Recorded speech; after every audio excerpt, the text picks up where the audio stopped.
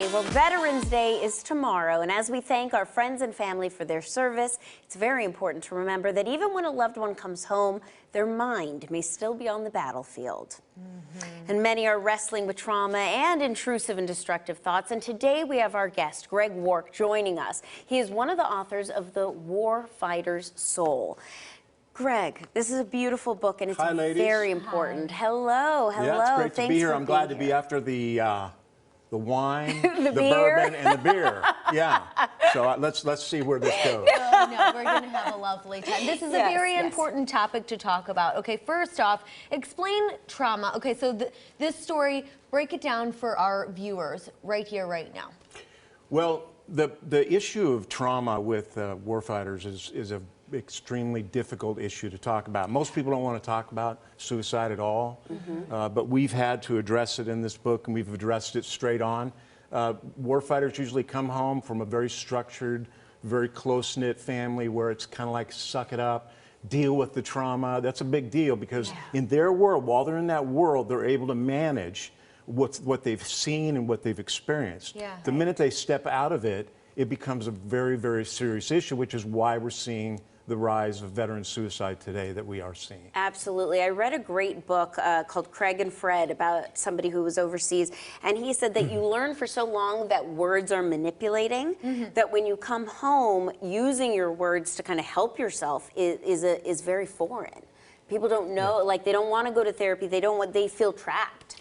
Well, the real problem is that they get out of the military and they have no support. So the VA for over 30 years has tried to deal with this issue of suicide. Has it done any good? No, it's gotten worse. They give them drugs, they give them platitudes, and then they send them home to an environment that's guaranteed to exacerbate the issues that they're facing. One of the reasons we wrote this book is because over 28 years we've learned treatments that actually heal them or put them in a place where they can deal with what's going on, and they're not looking through that trauma that pollutes everything else they see in life. So we've come up with ways to deal with it. In one of your chapters in talking about our society on page 72, you said, for most war fighters and a large part of military brats, crying is a sign of weakness.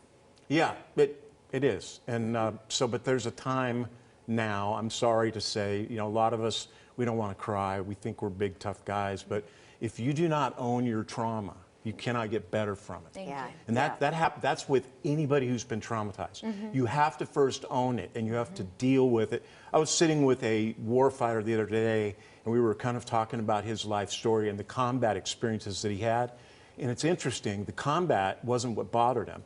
The ancillary things are what bothered him. The trauma was related to eliminating a whole village of warriors and then kicking down a door and seeing a little old lady behind the door. The man completely fell apart. That's his trauma. And when he owned that trauma, it became then a strength, and he's able to see beyond that to his purpose in life, which is, of course, once they see their purpose, they're not trying to off themselves. Right. Who is this book for? Because I know it's not just for one specific group. It helps a lot of people. Yeah, so look, if you're hurting, if somebody's hurting out there watching right now, get the book.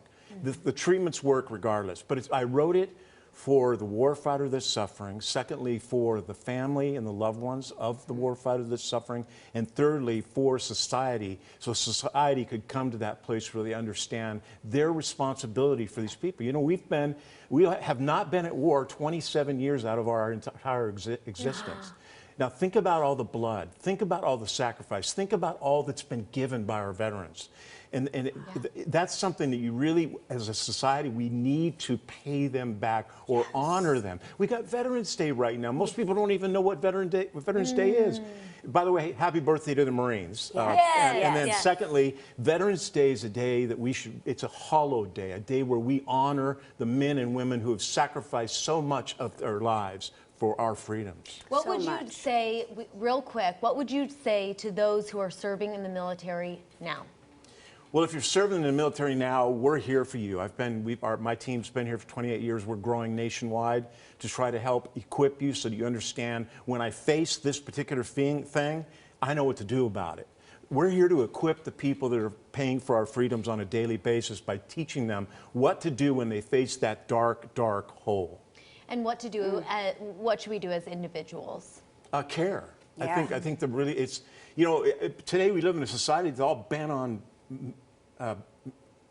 ruining each other. Yes, pushing each other down. Yeah, we don't look at people as people. Right. And especially the veteran. We see these guys with these hats that say they're veterans and stuff. Look, all I'm saying is care and get the book, because the book tells you how to listen, how to care, how to function in a world that's all turbulent like ours is, and how to really be a part of the veteran's life. And sometimes you need those practical tips. Forget the very kind of vague ideas, because those are great too, but having something that you can actually do in the moment is when you're going to feel a little bit of peace, and that's what this book is about. That's so right. Thank you. Thank you so much. Thank you, very, ladies. very It's much. very important. Yes. You can read more about Greg and this book at thewarfighterssoul.org.